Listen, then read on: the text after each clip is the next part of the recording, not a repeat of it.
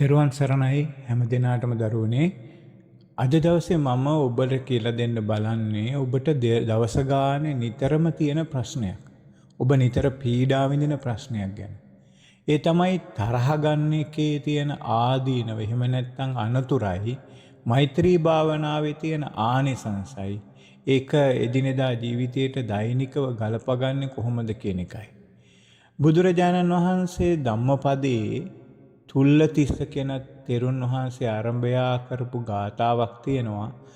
ඒ තමයි අක්කොච්චිමං අවදිමං අජිනිමං අහාසිමේ ඒතං උපනයිහන්ති වේරං තේසං න සම්මති කියලා. ඒකෙන් කියන්නේ දරුවනේ අසවල් කෙනා මට බැන්න, මට පහර දුන්න, මාව පරාජය කළා, මගේ දේ පැහැරගත්තා කියලා කියා හිතන්න ගිහිල්ලා යම් කෙනෙක් ක්‍රෝධයෙන් බැඳිලා ගියොත් ඒ උදවියගේ වෛරය නම් කිසි දවසක සංසිඳෙන්නේ නැහැ කියන එක. ඊළඟට බුදුරජාණන් වහන්සේ තව ගාතාවක් එතනම දේශනා කරනවා. අක්කොච්චිමං අවදිමං අජිනිමං අහාසිමේ යේතං න උපනයිහන්ති වේරං තේසූප සම්මති කියලා. ඒක කියන්නේ අසවල් කෙනා මට බැන්න, මට පහර දුන්න, මාව පරාජය කළා, මගේ දේ පැහැරගත්තා කියලා කියා නොසිතා යම් කෙනෙක් ක්‍රෝධය ඇති කරගන්නේ නැත්තම්, තරහව ඇති කරගන්නේ නැත්තම් ඒ උදවියගේ වෛරය ඉක්මනට සංසිඳලා යනවා කියනවා. ඒ වගේම බුදුරජාණන් වහන්සේ කාලි කියන යක්ෂණියක් ආරම්භයා මෙන්න මෙහෙම ගාතාවකුත් දේශනා කරනවා තරහව ගැන. නහි වේරේන වේරාණි සම්මන්තිද කුදාචනං අවේරේනච සම්මන්ති ඒස ධම්මෝ සනත්තනෝ. මේ ලෝකෙහි කවරදාකවත් වෛර කිරීමෙන් නම් වෛරය සංසිඳෙන්නේ නැහැ කියනවා. වෛර නොකිරීමෙන්මයි මෛත්‍රියෙන්මයි වෛරය සංසිඳෙන්නේ කියනවා. ඒක මේ ලෝකේ පවතින සදාකාලික සනාතන ධර්මතාවයක් කියනවා.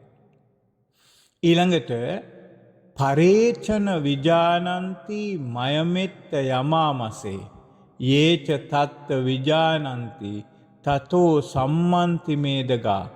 මේ විදිහට කෝලාහල කරගන්න ගියොත් අපිමයි විනාශ වෙන්නේ කියලා කෝලාහල කරගන්න අනෙක් උදවිය දන්නේ නැහැ. නමුත් මේ කෝලාහල නිසා විනාශ වෙන්නේ අපවමයි කියලා යම් කෙනෙක් වටහා ගන්නවා නම් ඒ අවබෝධයේ තුලින්ම සියලු කෝලාහල සංසිඳනවා කියලා බුදුරජාණන් වහන්සේ දේශනා කරනවා. දරුවනේ මේ තරහ ගන්න එක, ක්‍රෝධය, වෛරයේ තියෙන බියකරු ආදීනව තමයි බුදුරජාණන් වහන්සේ දේශනා කරනවා. ධර්මයට අනුව තරහව තමාගේ මනස වගේම ශරීරයත් වනසන බලවත් අකුසලයක් කියලා. ඒ තමයි තරහව ඇති වූ විට තමාගේම හදවත සහ මනස ගිනිපත් වෙනවා. තමන්ම හානියටපත් වෙනවා. තමන්ම දුකටපත් වෙනවා. අනුන්ට හානි කිරීමට ඉස්සරලා තමන්ම විනාශ වෙනවා. ඊළඟ එක කේන්ති ගියපු වෙලාවට යහපත අයහපත හොඳ නරක කරන්න ඕනේ මොකද්ද නැද්ද කියලා තේරුම් ගන්න බැරි වෙනවා. ඒ තේරුම් ගන්න තියෙන බුද්ධිමය ශක්තිය සම්පූර්ණයෙන්ම නැති වෙලා යනවා. හොඳට හිතලා බලන්න මේ දරුවෝ තමන්ගේ ජීවිතේ මේවා වෙලා ඇති. ඊළඟට තරහෙන් ඉන්නකොට ක්‍රෝධයෙන් පිරුණ මිනිසයාගේ මුහුණේ ස්වභාවය අතිශයින්ම විකෘති වෙනවා. අන් අයට අප්‍රියජනක පුද්ගලෙක් බවට පත් වෙනවා. අපකීර්තියක් ඇති වෙනවා. ඊළඟට දරුවනේ තරහව පෙරටු කරගෙන කායිකවත් වචනෙනුත් අකුසල් හේතුවෙන් මරණින් මත්තේ අපායේ ඉපදීමට කර්ම සකස් වෙනවා. එදිනෙදා ජීවිතයේ තියෙන අර්බුද ගැටලු ඇති වෙලා යනවා. අන් අය තුල ඔබ ගැන බොහෝ අපකීර්තියක් ඇති වෙනවා. ඒ නිසා තරහ ගන්න එක ඔයාලගේ අධ්‍යාපන කටයුතු වලට, රැකී රක්ෂාවල අනාගත කටයුතු වලට, සම්බන්ධතාවලට, ඥාති දෙමව්පිය සම්බන්ධතාවලට, ආදර කාරණාවලට හැම දෙයකටම ඍජුවේ බලපානවා. ඒ නිසා මේ දරුවෝ හොඳට තේරුම් ගන්න ඕනේ තරහ ගන්න අවස්ථා එනකොට තරහ යන්න එන අවස්ථා එනකොට මුලින්ම කල්පනා කරන්න ඕනේ තරහවේ ආදීනව මොනවද කියලා. තරහාවක් වුණ ගමන් තරහසිතක් අපිට පහළ වෙච්ච ගමන් අපිට මොනවද ඇති වෙන අනතුරු හානි කියලා කල්පනා කරන්න ඕනේ. පොඩි වෙලාවක් අරගෙන මේ දරුවෝ ඒව කල්පනා කරා. ඊළඟට ඒකට හේතුව තමයි ඒ තරහ නිසා ඔයාලගේ එදිනෙදා පාඩම් වැඩ කටයුතු අසාර්ථක වෙනවා. විභාගේ ලං වෙලා තරහ ගියොත් එහෙම දවස ගණන් ඒ තරහ පැවැත්වුවොත් එහෙම ඒ තරහත් එක්ක අඬ දබර රණ්ඩු සරුවල් වෙලා අර්බුද හදාගත්තොත් සමහර විට ඔබ රණ්ඩු වෙලා ගුටි කාලා ගහලා එක්කෝ ඔබ ඉස්පිරිතාලක එහෙම නැත්නම් ඔබ බන්ධනාගාරයක එහෙමත් නැත්නම් මහා පීඩාවකින් ඉන්නවා.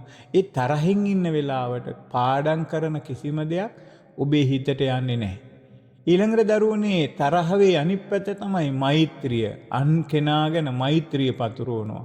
මම වෛර නැත්තෙක් වෙම්වා, තරහ නැත්තෙක් වෙම්වා, ඊර්ෂියා නැත්තෙක් වෙම්වා, දුක් පීඩා නැත්තෙක් වෙම්වා, සුවසේ ජීවත් වෙම්වා, සාන්ත සුවයටපත් වෙම්වා කියලා මටත් ඊට පස්සේ ළඟ ඉන්න අයට ගමේ නගරේ රටේ ලෝකේ ඉන්න විදිහට මෙහෙම මෛත්‍රිය දිගටම පතුරවන. ඔහොම කරනකොට දරුවනේ මෛත්‍රී භාවනාව නිසා මේ ජීවිතේ අපිට ආනිසංස ගොඩක් හම්බෙනවා. ඒ ආනිසංස ගැන අපි ඊළඟ දේශනාවේදී ඊළඟ පැහැදිලි කිරීමේදී කරලා දෙන්නම්. ඒ නිසා මේ දරුවෝ හොඳට කල්පනා කරන්න මේ ඉගෙන ගන්න වයසේ ජීවිතේ ලස්සන ගමනක් යන්න හදන කාලේ ජීවිතේ හොඳම පදනම දාගන්න කාලේ පුංචි තරහ අරගෙන යම් තරහ අරගෙන ඒක වැඩි දියුණු කරලා එක එක්කෙනා ගැන තරහෙන් ඉඳලා ඔයාලගේ ජීවිතේ ඔයාලගේ අනාගතේ ඔයාලගේ සොඳුරු කාලය නාස්ති කරගන්න එපා. තරහගත්තු බොහෝ දෙනා එක්ක බන්ධනාගාරවල එක්ක ජීවිතේ විනාශ කරගෙන බොහෝ අය තරහ වෙලා කැත වෙනවා.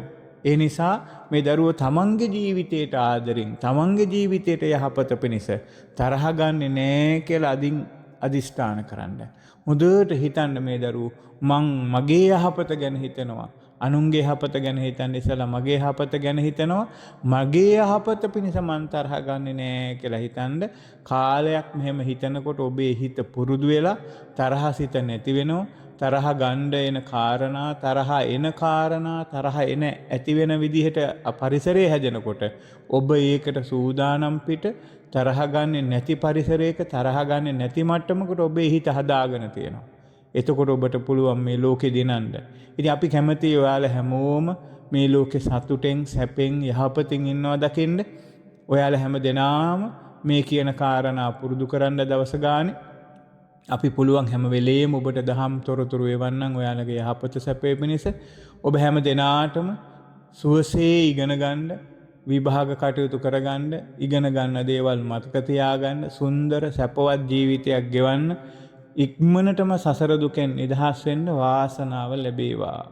තෙරුවන් සරණයි. නමෝ බුද්ධාය.